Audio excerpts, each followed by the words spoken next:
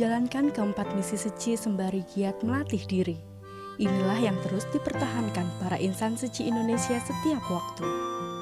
Bulan Maret 2012 ini, berbagai jejak cinta kasih terus diukir.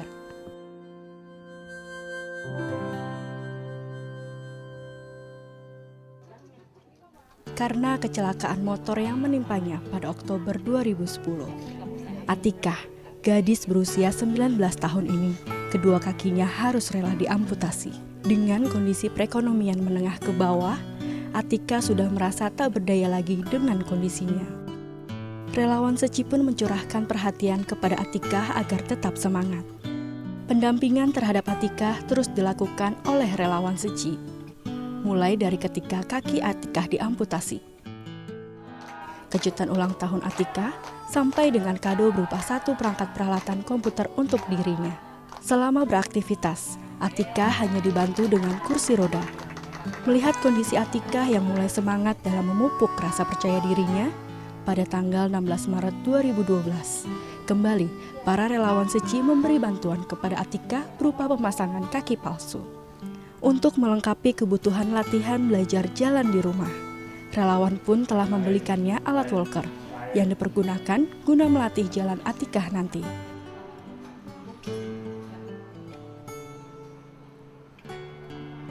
Ya, terima kasih sama suku Sinta, suku-suku yang lain, relawan semua. Berterima kasih, kau udah dibantu. Sampaikan ntar dapat kaki palsu lagi, sampai kamu dikasih kerjaan.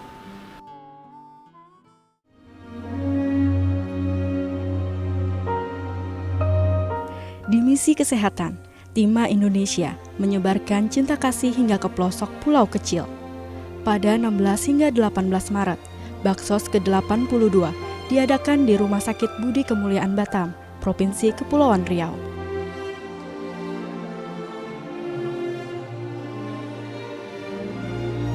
Kemajuan Kota Batam tidak dirasakan oleh semua penduduknya, terutama masyarakat pendatang di pinggiran kota serta pulau-pulau kecil di sekitar Batam. Kemiskinan yang masih dirasakan oleh warga menyebabkan sulitnya akses kesehatan yang memadai.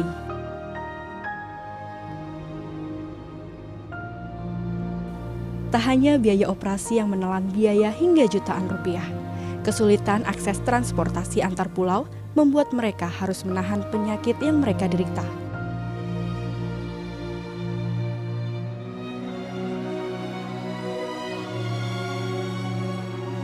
Sebelum menjalani operasi gratis, pemeriksaan atau screening dilakukan pada 10 dan 11 Maret 2012 di kampus Universitas Internasional Batam.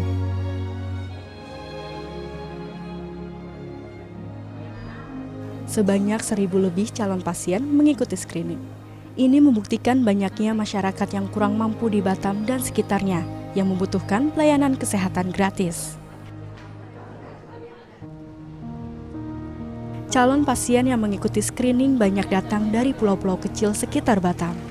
Relawan suci menyediakan layanan akomodasi seperti angkutan kapal antar pulau, bus, dan menginap secara gratis bagi peserta screening maupun pasien yang akan menjalani operasi.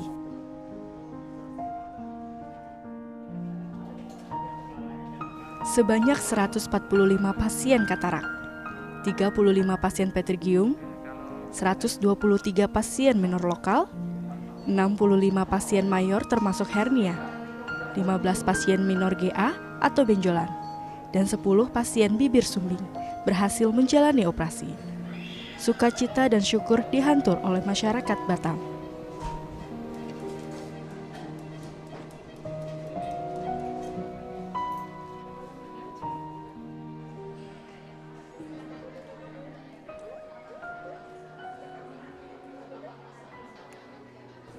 Luar biasa, sungguh luar biasa karena melibatkan sampai ratusan tenaga sukarela, ya kan?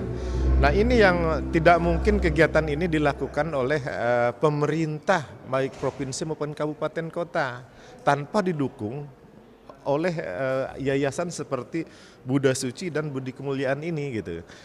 Saya sebagai orang Islam syukur alhamdulillah, saya puji kepada Tuhan bahwa adanya Buddha suci ini saya tertolong daripada kebutaan itu. Saya tidak pernah mimpi dapat pertolongan macam ini. Apalagi saya ini memang orang susah. Peletakan batu pertama Yayasan Buddha Seci Indonesia Kantor Penghubung Padang dilakukan dengan penuh hikmat pada 11 Maret 2012. Kantor yang terdiri dari 4 lantai ini ditargetkan akan selesai pada akhir tahun ini. Kantor penghubung yang akan didirikan di atas luas tanah 1.200 meter persegi ini sesuai dengan standar seci yang ramah lingkungan. Diharapkan kantor penghubung ini menjadi pusat kegiatan seci, seperti perekrutan dan pelatihan bodhisatwa dunia, pengembangan budaya humanis, hingga tata krama seci. Dirancang dengan konsep bangunan tahan gempa hingga 9 skala Richter. Kantor penghubung ini dapat dijadikan sebagai tempat evakuasi gempa bagi masyarakat sekitar.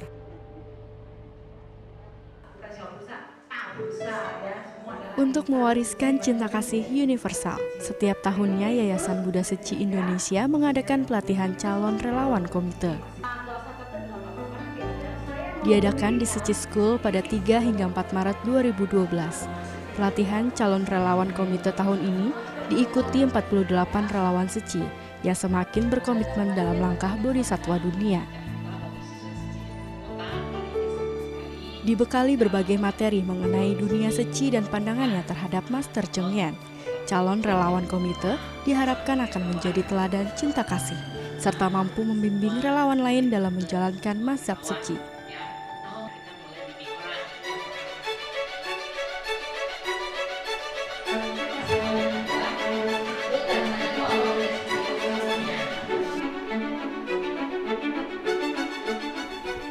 Ada banyak cara untuk melestarikan bumi.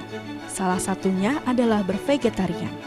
Vegetarian adalah pola hidup yang terus dikampanyekan oleh insan seci. Tak hanya untuk pelestarian lingkungan, pola hidup vegetarian juga baik untuk kesehatan dan mengembangkan hati welas asih kepada semua makhluk hidup. Di Bandung, para relawan seci berkumpul untuk bersama-sama melakukan demo masak vegetarian. Para relawan tampak aktif berpartisipasi, mulai mencatat bahan-bahan yang dipersiapkan hingga mempraktekkan langsung mengolah makanan vegetarian yang sehat dan menggugah selera, serta tentunya ramah lingkungan.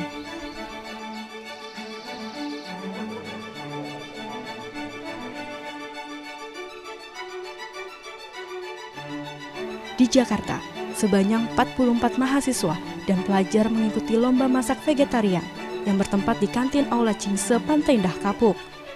Kegiatan ini diadakan oleh kelompok relawan muda-mudi seci untuk mengkampanyekan pola makan vegetarian kepada generasi muda.